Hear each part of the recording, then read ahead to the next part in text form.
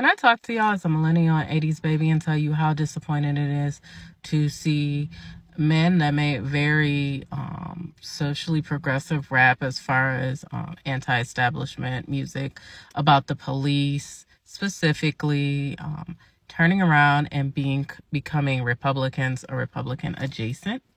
This whole thing with Ice Cube is super duper weird.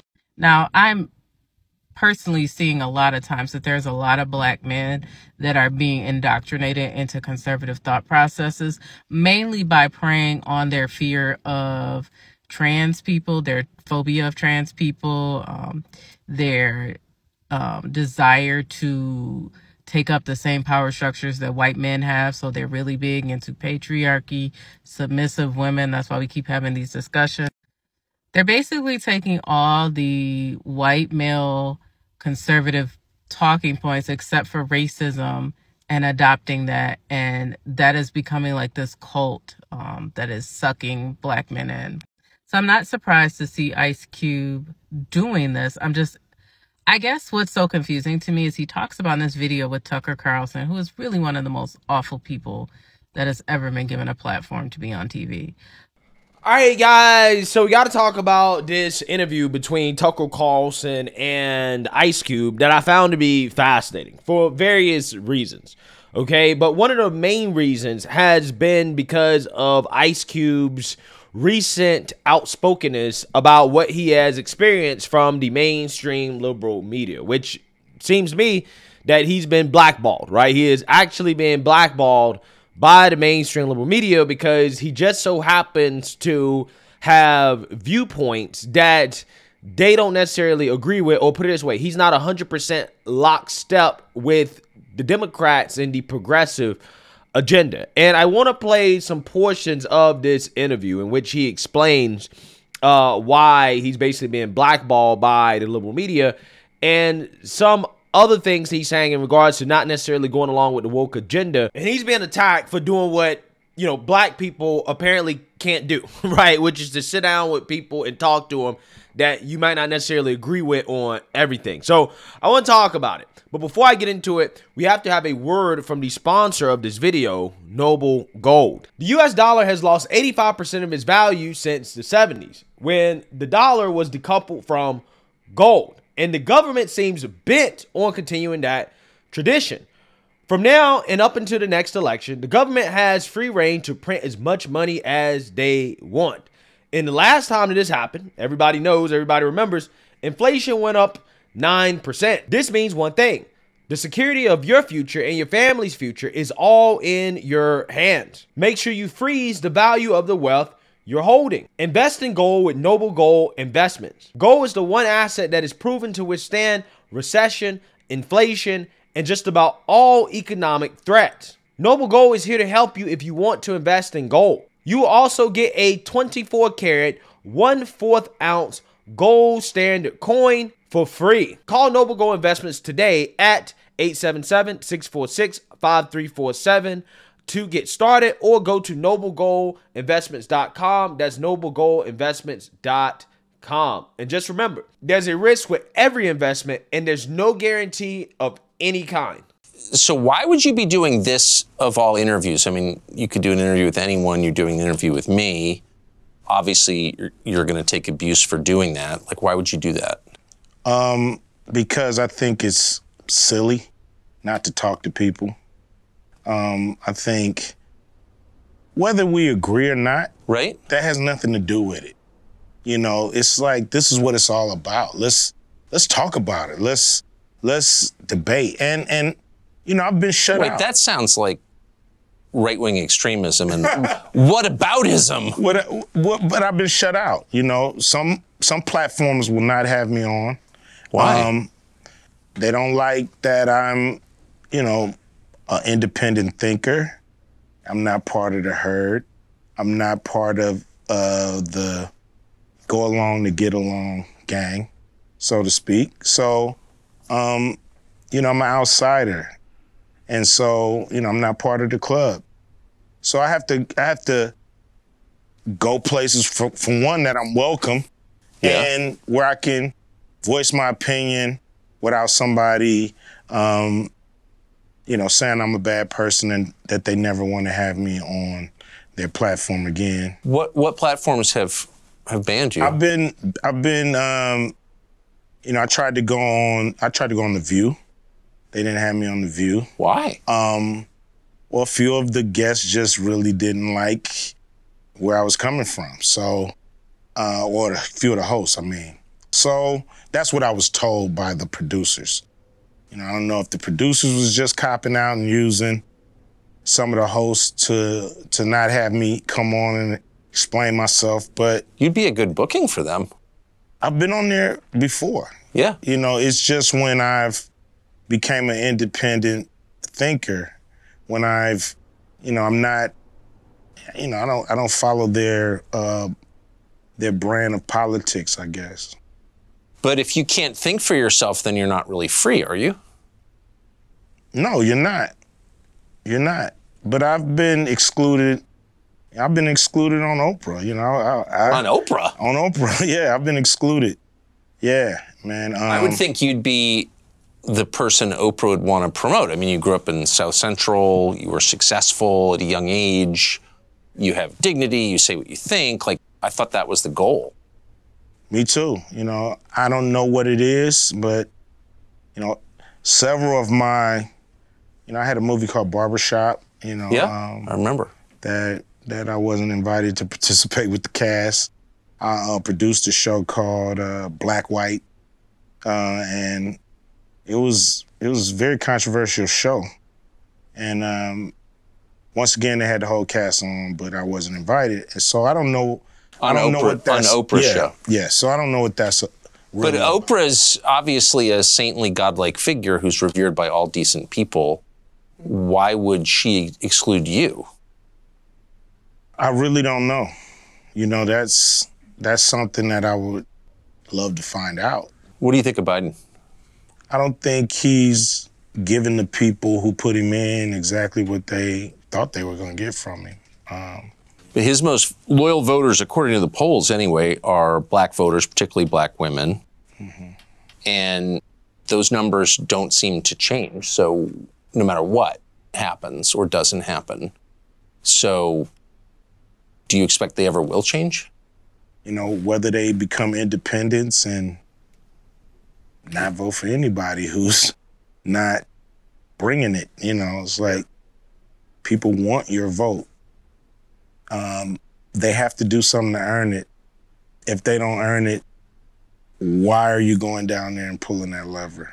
Because the other side hates you. That's the pitch they make. We may suck, but the other side hates you. You're supposed to dance with the person you brought. Yeah. And the person that brought you to the dance, you guys are supposed to dance together. And if that doesn't happen, you got to go find another dancing partner. Do you think that it's harder to be a man in America now than it was when you were a kid? Yes. Saying what you feel, being yourself, is what they call toxic. We shouldn't be called toxic for our instincts and for, I was born this way. What are you talking about? You know what I mean? Like, Why can't we be ourselves? We were born this way too. So there are some groups, like if I say I'm trans, then people say, that's great, you were born that way, we affirm you.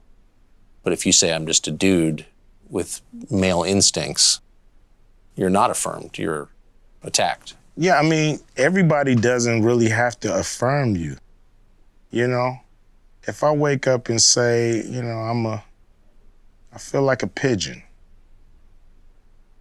and I want everybody to treat me like a pigeon. Some people may say, whatever, Q, we treat you like a pigeon. But some people may choose to be like, dude, no. That's your world. Yeah. I'm not part of it. And I have to be ready for that. It's a big world out here. Everybody doesn't have to adhere to me. That's called narcissism, right? Yeah, it seems like it. Yeah, seems like you're trying to bend the universe to your will, and it don't work like that. We've been talking almost all day now. You haven't mentioned race a single time. We've mentioned economics, rich and poor, a number of times. Do you think that we overplay the role of racial conflict in American life? Yes. I think race, it takes up too much space. There's people that we all have in our lives who are same race that we can't stand. And there's people in our lives from other races that we get along with way better. So it's not about race. It's not about color and gender and this and that. It's about who do you connect with. Yeah, so I know that clip was very long, but I wanted to make sure I played what I feel like are the key parts of the clip that I want to talk about. Because the interview was pretty long. I mean, I think it was like 22 minutes or something like that, plus another interview with Tucker and Ice Cube riding around, I guess, South Central, whatever, wherever Ice Cube is from. And again, it's fascinating because I'm honestly hot and cold on Ice Cube in the sense that I love the fact that as a black man, he is willing to buck the Democrat Party and to actually talk to people that he may not necessarily agree with, but there are a lot of things that he was advocating for, particularly in his contract for Black America, that I just didn't really agree with, right? I'm not a big fan of legislating for a group of people based off their skin color, okay? I thought that we were trying to get away from that, right? I thought that we were moving in a direction where, you know, we are trying to legislate for people based off what they need and what's going to help, you know, most Americans or Americans that need it the most, not necessarily helping people based off a skin color, right? Because I think that poor white America probably suffers just as much as poor black America. And I think that you can construct policies and solutions to help poor white America that will be beneficial for poor black America as well, too, because alluding to what he said about race and how we focus too much on race is that when it comes to policies, I think that is transcendent of race because, again, you know, everybody in this country is suffering in some way, and a lot of it really is socioeconomic, okay? And I think that the way to bring people together is to advocate for policies that are going to help people, again, socioeconomically rather than racially. But it sounds to me that, you know, Ice Cube may have evolved, okay, on this issue. He doesn't seem to be as racially motivated as he was before, because I think back during 2020, it was all about, well, you know, what are politicians doing for Black America, right? Black America, okay? But that's doesn't seem to be what he's really pushing in this Tucker Carlson interview. I'm not sure if it's because Tucker edited it that way or whether or not Ice Cube has actually evolved when it comes to his thinking, okay? It probably is Ice Cube evolving in his thinking because he probably realized, due to the fact that, again, Democrats have basically blackballed him, that, hey, a lot of these people that are so-called pro-black, right, like Oprah or some of these people on The View, right, they're not really pro-black. They're pro-Democrat, right? Regardless of what the policy is, whether it helps or hurts black people, they're pro-Democrat. And if you go against the Democrat agenda, okay, regardless of your skin color, they're going to show you that we don't like you, right? We don't like you, that we're not down for you just because of your skin color. You need to agree with us 100% in order to be a part of the club, right? Which, again, is what he's alluding to here because according to him, it sounds to me like he's been blackballed from The View, right? There's a couple of hosts on The View, probably Sonny and maybe Joy Behar, maybe Whoopi, right, that just don't like his opinions, right? They don't like the fact that he was willing to sit down with Trump and to meet with the Trump administration for the contract with Black America, right? He was like, look, I don't care which political party it is, right? I just want to do business or to dance with whatever political party is going to push the agenda that, you know, I think is best for the people that I'm trying to help, right? Which pissed off Democrats, right? It pissed off a lot of these people in the mainstream liberal media. And as you're saying today, him just even sitting down with Tucker Carlson, people are saying that, well, he's a conservative now, right? He's a Republican. right? When, I mean, clearly that's not the case. He's not a conservative. He's not a Republican. He's just Ice Cube, right? He's an independent, right? I don't think he's really on anybody's team. I think he's just like, well, I'm just going to, align with whoever I agree with the most, right, on certain issues. Okay, my party allegiance or my allegiance politically doesn't depend on my skin color, which, again, Democrats have brainwashed a lot of Black America into believing that your political allegiance or who you're supposed to align with politically has to coincide with your skin color. If you're Black, you can't be a Republican, you can't be a conservative. You're adopting white talking points, okay? You're now, a white man if you do that, right? You're only truly Black if you're down with Democrats. Again, doesn't matter if Democrat policy is actually good for Black people, right? Which clearly Ice Cube knows that that's not the case because, again, he is basically advocating for Black folks to just stop voting Democrat. He's not telling them to vote for Republicans, but he's saying, well, we probably should stop just voting Democrats because clearly Democrats don't really give a damn, right? But again, it's fascinating to think about the fact that he's been blackballed because he's a Black man that doesn't necessarily go along with the woke agenda, right? When it comes to certain issues, because he claimed that even, Oprah has blackballed him, right? I mean, they're having celebrations with cast of, movies like Barbershop without Ice Cube. And I'm like, how in the world can you have a celebration for a movie like Barbershop without Ice Cube? Ice Cube is the main character, right? I'm pretty sure he's the one that produced the film or had a significant role in producing the film. How can you celebrate without him? Again, and what reason would you want to do that? Well, it's because what happens with any Black person that steps out of line, that doesn't go along with the woke agenda, is that they get blackballed. They get punished. They're not allowed on certain platforms, right? Even platforms that claim to be pro-Black, right? Like, the Breakfast Club, they don't have too many, Black conservatives come on the show, right? They have a whole lot of Black liberals come on the show. Black liberals are hosting the show, but they're not going to have too many Black Republicans come on the show or Black conservatives come on the show. They might every now and then, right? Maybe.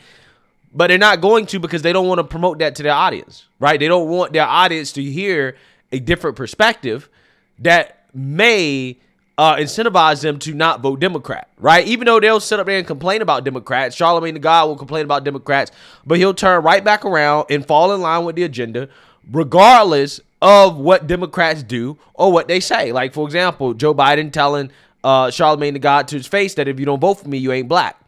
Dude turned right back around and supported Democrats and said, well, I'm supporting Democrats because of Kamala.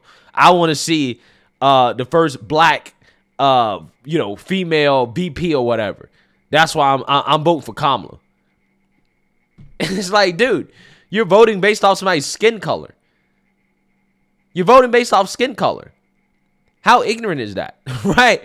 Meanwhile, 3 years into the Biden administration, Biden-Kamala administration, Charlamagne the God is one of these people that's complaining the most, right? But again, you voted based off skin color. You fail for the oldest trick in the book from the Democrat Party, which is to put a Black face out there for you to see it and say, hey, vote for us. We're pro-Black. The other side is racist. Again, it's amazing. But again, kudos to Ice Cube. I don't think I necessarily agree with all of his opinions, but I do respect the fact that he is, speaking out and he's standing up for some things I do think are essential, like, for example, freedom of speech. He's standing his ground when it comes to the vaccine. He's standing his ground when it comes to a lot of issues that, he could easily fold to if he wanted to, be a part of the club, right? And clearly he doesn't want to be a part of the club. So let me know what you guys think. Make sure you like, comment, and subscribe. Most importantly, share a Black conservative perspective. Peace.